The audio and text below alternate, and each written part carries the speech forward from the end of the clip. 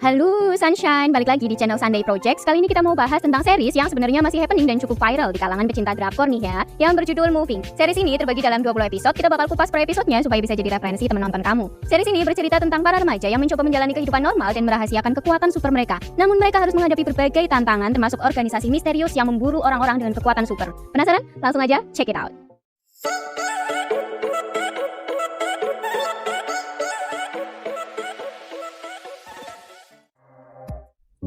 Cerita dimulai dengan seorang remaja yang sedang bermimpi terbang ke langit, kemudian jatuh ke tempat tidur. Seorang remaja itu bernama Pungsuk. Ketika dia baru saja bangun di pagi itu, anehnya selimut yang digunakan diikat secara kuat di ranjang. Ia pun bersiap pergi ke sekolah.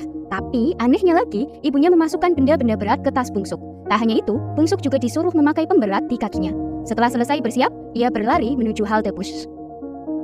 Di dalam bus, ia melihat seorang gadis berlari sepanjang jalan. Pungsuk turun dari bus untuk naik bus lain. Kebetulan gadis itu menaiki bus yang sama, namun gadis itu lupa mengisi saldo untuk membayarnya. Pungsuk pun berinisiatif untuk membayarkan ongkos bus gadis tersebut. Banyak duit nih bocil. Gadis itu bernama Hiso. Pungsuk diam-diam mencuri pandang pada wajah Hiso yang cantik itu. Tiba-tiba Pungsuk terlihat melayang. Pungsuk langsung merapalkan rumus pi. Tiba-tiba bus sedikit berguncang, membuat Pungsuk terjerembab dan wajahnya membentur jendela bus. Hiso hanya bengong melihat Pungsuk yang seperti itu. Sampai di sekolah, Pungsuk pergi ke kelasnya. Sementara Hiso mendatangi ruang guru. Hiso mengobrol dengan salah satu gurunya tentang beasiswa masuk universitas. Ayah Hiso tidak banyak punya uang, jadi ia berusaha mendapatkan beasiswa untuk meringankan beban ayahnya. Gurunya menyarankan agar Hiso ikut beasiswa dari jalur olahraga saja. Jika Hiso bisa mendapatkan nilai sempurna di ujian praktik olahraga, Hiso bisa masuk universitas. Hiso pun setuju dengan saran gurunya itu. Hiso kemudian masuk ke kelas yang ternyata sama dengan kelas Pungsuk. Hiso mengenalkan dirinya sebagai murid baru pindahan dari sekolah lain. Pungsuk hanya bisa menatap Hiso, speechless saking terpesonanya dengan kecantikan Hiso. Cie, bocil puber. Lalu tiba-tiba Pungsuk kembali melayang. Ia berusaha sekuat tenaga agar kakinya tetap menyentuh lantai. Literally nge-fly nggak tuh? Sementara itu, di tempat yang berbeda, di sebuah bandara, seorang pria berambut panjang baru saja tiba di Korea. Dia berjalan di parkiran menuju sebuah mobil pengantar paket. Ia membuka bagasinya dan berganti baju. Terlihat sebuah tato besar dengan huruf F di punggungnya. Kata gue teh. Pria itu masuk ke dalam mobil dan memeriksa beberapa paket.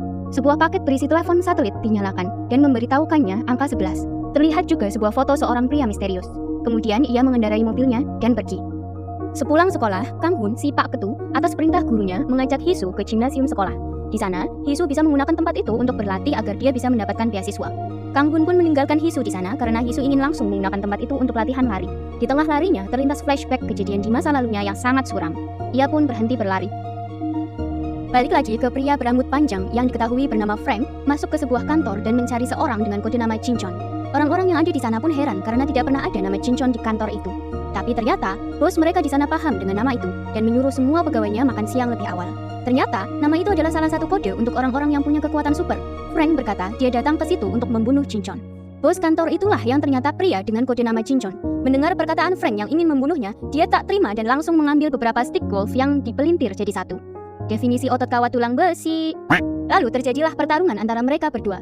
Di tengah pertarungan, terlihat Frank juga punya kekuatan super, yaitu bisa menyembuhkan diri dengan cepat. Lalu Jinchon terlihat terlempar dari jendela gedung dan jatuh ke jalanan.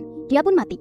Frank dengan santai menaiki mobilnya dan mengkonfirmasi nomor 11 sudah ia lenyapkan menggunakan telepon satelitnya. Kembali pada Pungsuk, ia bertemu dengan Hiso yang sedang mencuci muka. Pungsuk terlihat menahan dirinya agar tidak melayang. Hiso heran melihat tingkah Pungsuk itu. Namun, akhirnya mereka pulang bersama. Di halte bus, Hiso tiba-tiba berkata ingin pergi ke suatu tempat. Mereka pun berpisah. Hiso terlihat mengunjungi tempat bimbingan belajar, tapi biaya bimbingan belajar sangat mahal. Ia tahu ayahnya tak punya banyak uang. Hiso pun pulang ke rumah kemudian menatap ayahnya dari kejauhan. Ia tak tega untuk meminta uang pada ayahnya. Ia pun hanya bisa bilang ia perlu membeli seragam baru yang harganya tidak terlalu mahal. Sementara itu, di Badan Keamanan Nasional, seorang wakil direktur di sana mendapat kabar bahwa Jinchon sudah tewas. Tapi dia belum tahu siapa pelakunya. Pihak Keamanan Nasional kini mencoba menutupi berita itu sebagai kecelakaan jatuh dari gedung, agar tidak menjadi perhatian banyak media. Di rumah Pungsuk, ibu Pungsuk terlihat melipat mesin jahitnya dan mengambil sebuah pistol. Dengan tenang, dia membersihkan pistol itu. Ternyata ibu Pungsuk sudah tahu tentang berita kecelakaan seorang pria yang jatuh dari gedung. Namun, tiba-tiba berita itu menghilang di media.